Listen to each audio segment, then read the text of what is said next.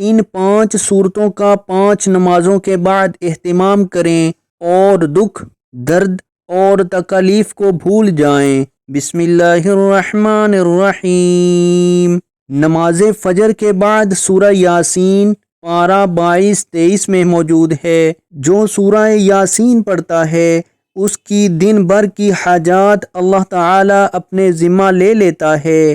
Number 2، نماز ظہر کے بعد سورۃ فتح جو کہ پارہ 26 میں موجود ہے۔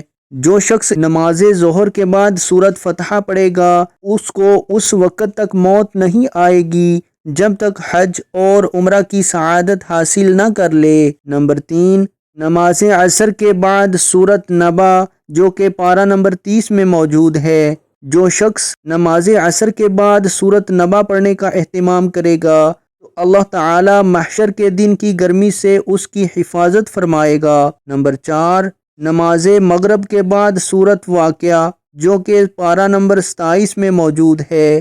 جو شخص نماز مغرب کے بعد سورۃ واقعہ پڑھنے کا اہتمام کرے گا اللہ تعالی غیب سے رزق کا بندوبست فرمائے گا۔ نمبر 5، نماز عشاء کے بعد سورۃ ملک جو کہ پارہ نمبر 29 میں موجود ہے۔ جو شخص نماز عشاء کے بعد سورۃ ملک پڑھنے کا اہتمام کرے گا تو اللہ تعالی عذاب قبر سے حفاظت اور قیامت کے دن شفاعت کا ذریعہ بنائے گا اس کو۔